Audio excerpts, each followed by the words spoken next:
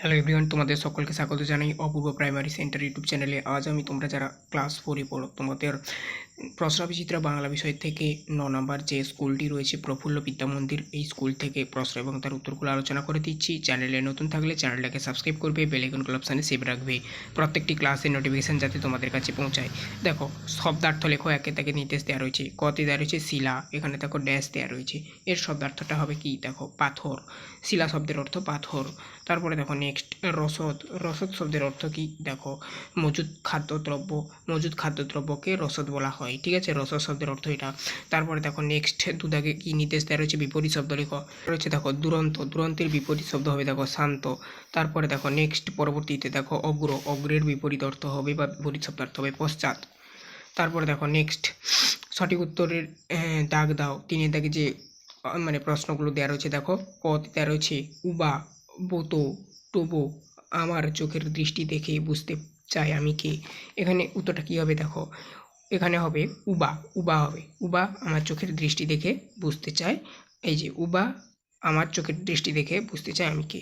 তারপরে দেখো নেক্সট খদ দাগে হাড় ভাঙা পাতার গাছ, শুশুনিয়া, শুশুনিয়া দেখো দুটো বানানের মধ্যে পার্থক্য রয়েছে। দন্তের সু দন্ত সু দন্তনে হস্যিকার আছে, তালবশের সু তালবশের সু দন্তনে হস্যিকার নন্তস্যাকার আছে, শুশুনিয়া, ঠিক আছে, শশনিয়া শুশুনিয়া, ঠিক আছে, দুটো পাহাড়ের মধ্যে পার্থক্য রয়েছে। পাহাড়ের মাথায় কোথায় রয়েছে, কোন পাহাড়ের মাথায়, এখানে উত্তরটা যেটা হবে দেখো প্রথম এটা অর্থাৎ দন্তের সু দন্তনে হস্যিকার যে বানানটা রয়েছে বা স্পেলিংটা রয়েছে সেই স্পেলিংটা হবে শুশনিয়া, শুশনিয়া পাহাড়ের মাথায় রয়েছে।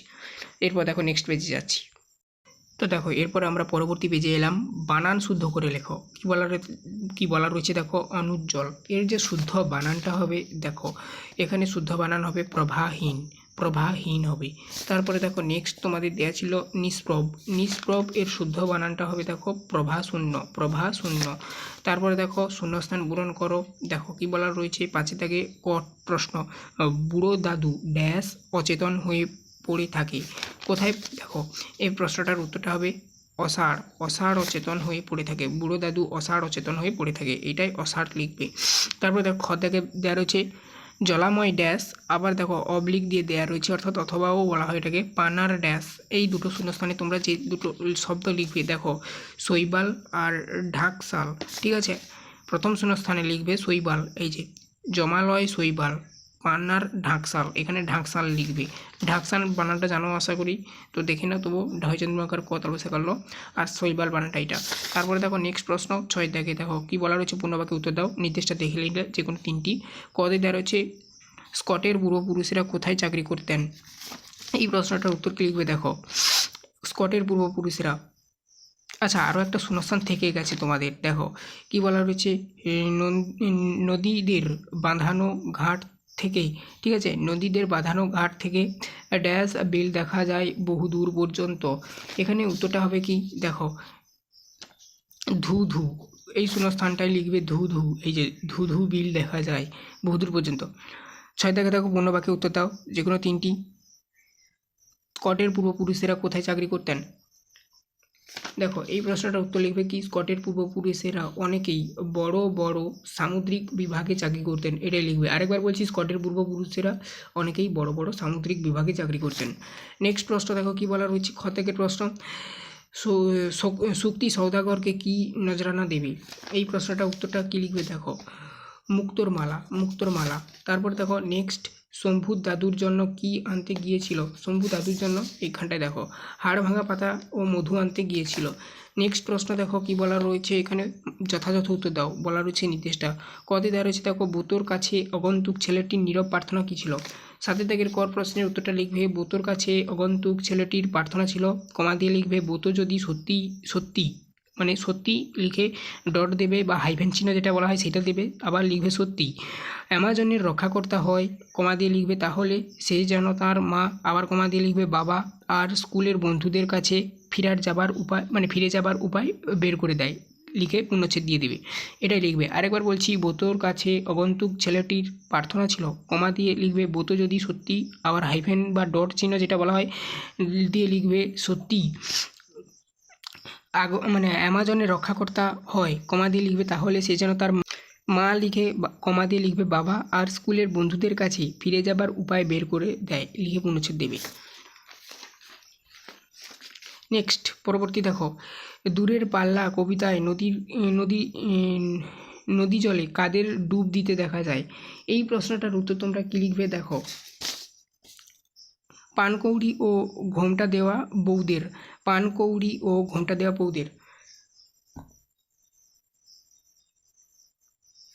এরপরে দেখো নেক্সট গদ্যাগের প্রশ্ন, আমার মার বাপের বাড়ি গল্পে নৌকা রান্না ও খাওয়া দাওয়ার বিবরণ দাও। আচ্ছা, এই প্রশ্নটার উত্তর দেখো। আচ্ছা, এই প্রশ্নটার উত্তর কি লিখবে দেখো, নৌকোয় রান্না বান্না ও খাওয়া দাওয়ার বিশদ বিবরণ দাও। নৌকা যখন শান্ত নদীতে ধীর গতিতে এগিয়ে চলে তখনই মাঝিরা নিশ্চিন্ত মনে রান্না ও মানে খাওয়া দাওয়া বন্দোবস্ত করে। একজন মাঝি নৌকোর পিছন দিকে পাটাতন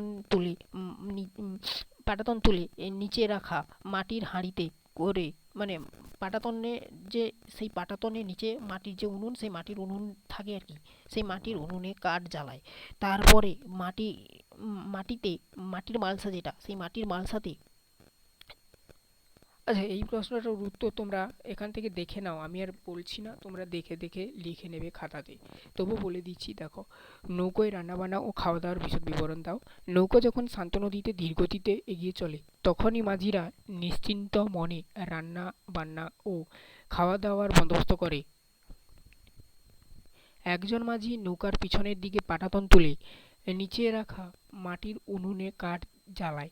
তারপর মাটির মালসাতে করে চাল দিয়ে নদীর জলে ধুয়ে জল মাটির হাঁড়িতে করে জ্বলন্ত উনুনে বসিয়ে দেয়।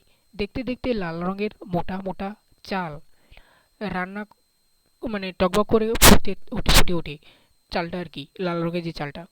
ভাত হয়ে গেলে পথে জেলেদের কাছ থেকে কিনে আনা মাছের কিনে আনা মাছ, ঠিক আছে, ধুয়ে রান্না করে মাটির কড়াইতে করে রান্না করে। এখানে একটু এলোমেলো দেওয়া রয়েছে, ঠিক আছে। বেশিরভাগ সময় ইলিশ মাছই রান্না হয়ে থাকে। লবণ মাখিয়ে রাখা মাছ একটু হলুদ বাটা এবং কাঁচা লঙ্কা দিয়ে রান্না করা মাছ ঝোল বেশ সুন্দর লাগে এবং সুগন্ধ ছড়ায়, ঠিক আছে। মাঝিরা সবাই একে একে মাটির থালায় ভাত নিয়ে খেয়ে তারপর নদীর জলে থালা বাসন ধুয়ে আবার রেখে দেয় নৌকার পাটাতনের নিচে। এটাই লিখবে। সন্ধি বিচ্ছেদ করো। এরপর দেখো রাজসী, এর সন্ধি বিচ্ছেদটা হবে রাজ যুক্ত ঋষি, রাজ যুক্ত ঋষি, রাজসী, ঠিক আছে। গবাক্ষ, গো যুক্ত অক্ষ, এটা কিন্তু গয়কারে গো যুক্ত অক্ষ। তারপরে দেখো 9 দেখে কোন বচন ব্যবহার করা হয়েছে লেখো। ধলেশ্বরী খেপানো, এটা কোন বচন? এক বচন ব্যবহার করা হয়েছে প্রথমেরটায়। দ্বিতীয়টা দেখো, ছোট ছোট স্রোত এসে পড়ছে খালে, এটা কিন্তু বহু বচন, এটা বহু বচন খদ্দাগেরটা। তারপরে দেখো নির্দেশ অনুযায়ী পরিবর্তন করো। মাটির কড়াইতে মাছের ঝোল রাঁধে উত্তম পুরুষ, এটা এই যে রাধি, ঠিক আছে, রাধি হবে, রাধি, রয়াকার ধয়সী রাধি। তারপরে দেখো রাধে থেকে রাধি হবে, রয়াকার ধয়সীকার। 2 পা একটু হাঁটি, প্রথম পুরুষ হাঁটে, এখানে দেখো কি বলা রয়েছে, হাঁটি থেকে হাঁটে হবে, হজন্মকার টয়কার হবে। তারপরে দেখো চা সম্পর্কে 6টি বাক্য নিজের ভাষায় লেখো। এটি অলরেডি আমার চ্যানেলে করে দেওয়া রয়েছে, তার লিঙ্কটা এই ভিডিওর ডেসক্রিপশানে দিয়ে দিচ্ছি, ওখান থেকে তোমরা দেখে নিতে পারো। এছাড়া চ্যানেলে ভিজিট করে, যারা লিঙ্কটায় ক্লিক করে না দেখতে পারবে তো চ্যানেলে ভিজিট করে অবশ্যই দেখে নেবে। চা সম্পর্কে 6টি বাক্যে একটা রচনা তৈরি করা রয়েছে। আজ এই অবধি। চ্যানেলে নতুন থাকলে চ্যানেলটাকে সাবস্ক্রাইব করে নিও, বেল আইকনকে অপশানে সেভ রাখবে। পরবর্তী ক্লাসে আমরা 10 দাগে যে স্কুলটি রয়েছে বর্ধমান বিদ্যার্থী ভবন প্রাইমারি বালিকা বিদ্যালয়, এর সলিউশন করে দেবো। এর আগের স্কুলগুলোর সলিউশন ক্লাস না দেখলে প্লেলিস্টের মধ্যে পেয়ে যাবে, প্লেলিস্টের লিঙ্ক এই ভিডিও ডেসক্রিপশানে দেওয়া রয়েছে।